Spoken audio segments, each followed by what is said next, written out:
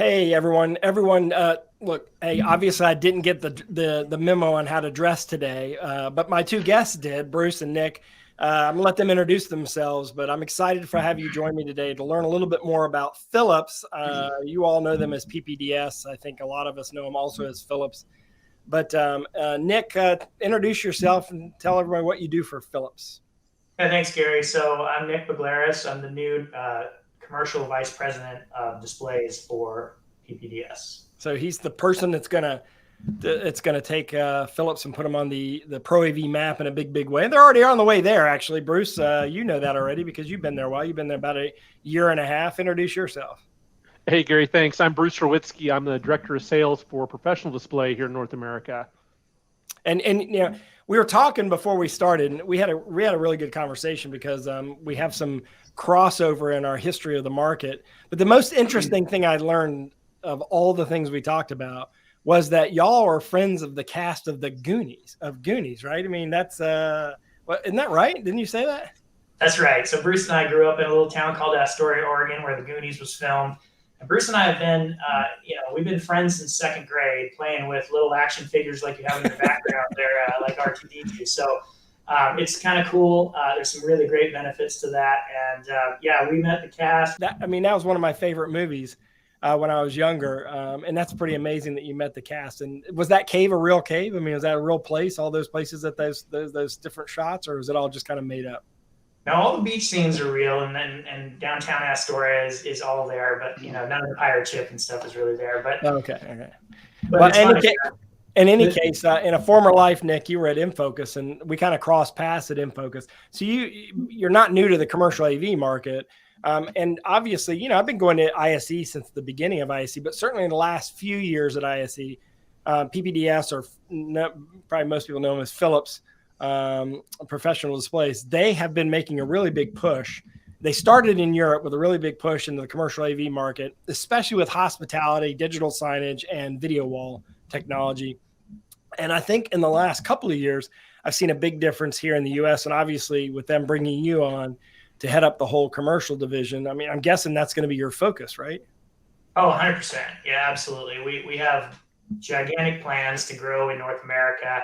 I've been doing this a long time, so I think all of my experience in the rAVe space, in the NSP DMR space, in distribution, has kind of led me to this role. I have a lot more things now than I've ever had, including logistics and operations and the back office. So we have big plans to grow. One of my first initiatives, though, is to make sure as we grow that the back office part can support that. So you'll see a number of investments going on.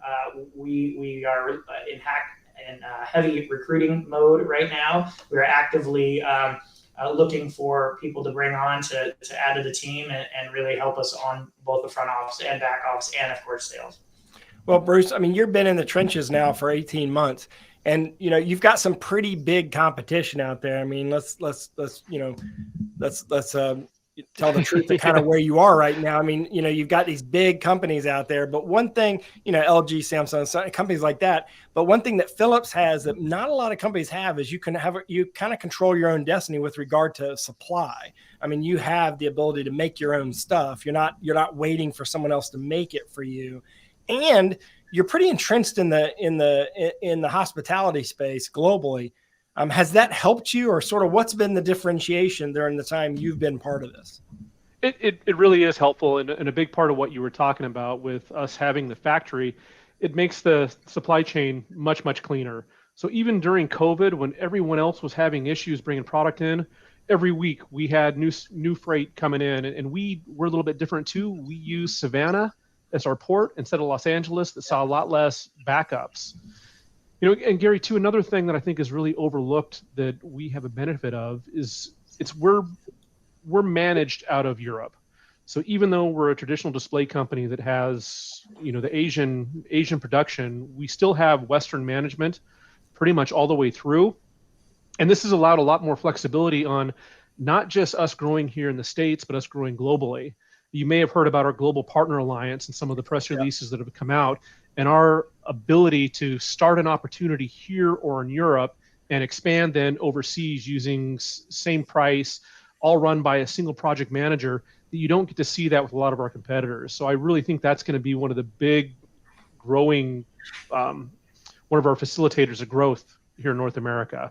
Yeah, I've seen a few articles about that, or a few releases about that, with regard to how it helped in hospitality, and some of the case studies you've done with that, where you're dealing with one brand, your same person's dealing with the brand no matter where they are globally. Correct. And I think in that case it really makes a big difference, especially you take a look at the Fortune 500 companies. They all are have offices all around the world, regardless of where they're headquartered. I'm kind of curious, Nick, where are the sweet spots for you right now? Is LED the hot thing for you? Is it LCD, or where do you see, you've got a lot of products with integrated players, right? I mean, you've got one of the differentiators is that you have integrated signage playing capabilities and integrated wireless transmission capabilities in some of the products that you have out there as well. What's the big differentiator for you from a hardware standpoint? Where's the sweet spot from a product standpoint? Well, I think it's really going to be about verticals. So I think as we partner and create alliance programs with software partners and other ancillary partners, I think you'll see us really talk about solutions. And a number of the display companies are talking about solutions, but from remote monitoring to true vertical based solutions. So other than just where some companies come in and try to be very broad, it's difficult to have a solution for education, for healthcare, for transportation. I think what you'll see us really do is try to address the specific needs of those verticals.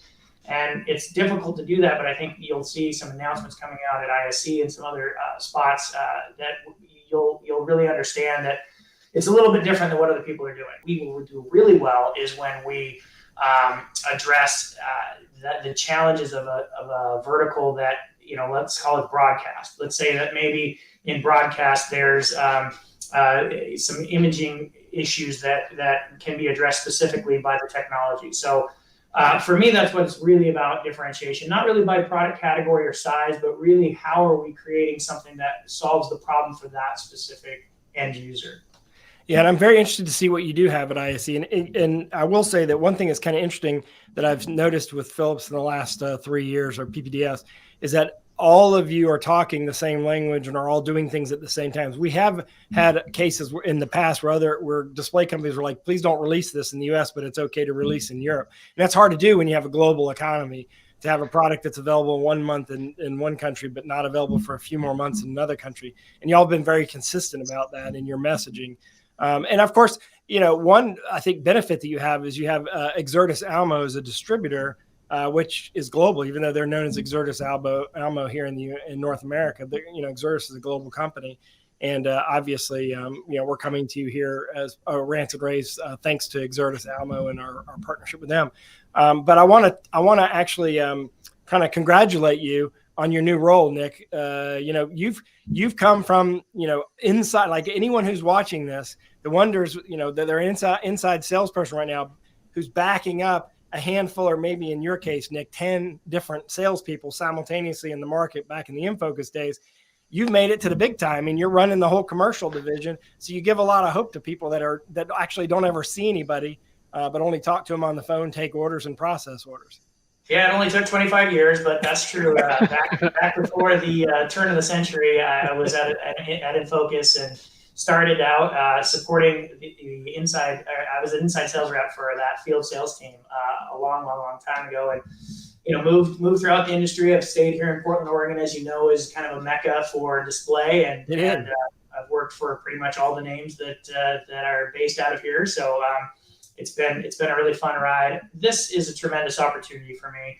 I think you'll see that we will add some really fun and interesting people. Like, what I try to tell the team right now is we need to be both memorable and likable. And we definitely have some people that are memorable, and we want to make sure they're likable. And you do have likable people too. So yeah, I think we have some likable people that we want to make sure are memorable. Those are the two keys for me with the team. Is we want to be both memorable and likable. And I think you'll see us do some really fun stuff. Bruce and I try not to take ourselves too seriously, as you can tell. And we do want to create a culture that's enjoyable, that where people want to come and work with us, and our partners really feel that and see that we really want to have a tremendous partnership with with everybody that we go to market with. And we're not trying to be everything to all partners. We want to pick some select partners and be very focused on those ones and be very important to them. And so I don't think you'll see us try to spread ourselves too thin and try to be everything to everybody. Well, Bruce, do you have any inside knowledge of whether or not they're finally going to ever make a Goonies 2? I don't think so. Without Big John Matuzak, it just won't be the same.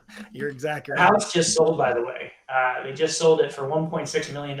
So. Oh wow, I didn't realize that. Okay, well look, I mean, I guess that's the reason why, right? I mean, it's and in fact, there's a lot of stuff going on around in Oregon right now. It's interesting you say that because it was and it really was a mecca of display because you had InFocus, and you had Proxima being acquired by InFocus, you had Planar, you had Clarity. I mean, you had some companies up there that were making some big, and there were some others. I can't even think of the names of the others that were. Swartz was up here. Yeah, that's right. And the Microsoft division of Microsoft that started the I forget what it was, perceptive touch technology. Exactly. I can't remember that, PPD or PPS or whatever. Like a lot of that stuff started there. It's amazing how much, I mean, you think of that, and Boxlight. I mean, as a company, I don't even know if they're still around, but there's, so much started up there. It's amazing to think. And the one thing I'll remember about it is the sun was never out, but it didn't seem to bother me very much. Like I would go there and it was always raining, but we had a great time. It was a neat place to be. So we just tell people that. It's a great spot. Gary, did you ever see there was a poster that was made years ago? It was the Tektronix universe, and it had tech in the center, and then everybody else that spun out of there. And that's where your Planars, your InFocuses, I mean, everybody, it seemed, had their roots from Tektronix. Yeah, I mean, HP's part of that too. I mean, there were a lot of, I feel like I have seen that, but it'd probably be good to find that because I think that'd be an interesting story in itself. But well, Bruce, you dressed properly. I did not. I didn't realize that we were supposed to wear our quarter zip navy. Just really quick, ISC for you. We saw this trend in Europe, so we took it. But one other trend that I do want to mention that I hope we all can, as a display industry, agree to also copy from Europe is we're seeing a lot of sustainability come out of Europe. So real focus on those are laws there, right? I mean, they're a little more progressive on the laws than us. Yeah, and I'd love to see us sort of as an industry sort of adopt a competitive spirit in that regard too, where you'll see some packaging changes. You'll see some, we're even using soy ink on our packaging to be more environmentally friendly. So that's a big thing for us here. And I think you'll see Philips really kind of lead that charge here in North America. It's not something we talk about as much here, but I think it'd be fun to start challenging our competition to meet us there and come a long way on there. You actually sent out a press release basically saying that about a month ago, kind of challenging some of the new packaging that you're doing. I thought was kind of interesting coming out of Europe. But and you're in an area of the country that really is really leading the charge here in North America, where you are. There's a lot more. I'd say you're ahead of the game a little bit than most of the rest of the country. But I definitely want to make sure everyone has a chance to know where to go. Go to ppds.com. It's easy to get there, ppds.com. Of course, you can go to your Exertis Almo rep as well. They can give you the lowdown on everything. And like we talked about here, they've got every major display technology taken care of there. Bruce, thank you very much. I appreciate it. Nick, it was great catching up with you as well. I look forward to seeing at least one of you, maybe both of you, at ISE in a month and a half. So we'll both be there. We'll see you there, Gary. Good. Well, thanks for joining us. Thanks for watching. Of course, you can see all of our video casts and hear all of our podcasts at ravepubs.com. And all of our ISE news will be housed in one microsite at ravepubs.com/ISE. Thanks very much for joining us and have a great day. Thanks, Gary. With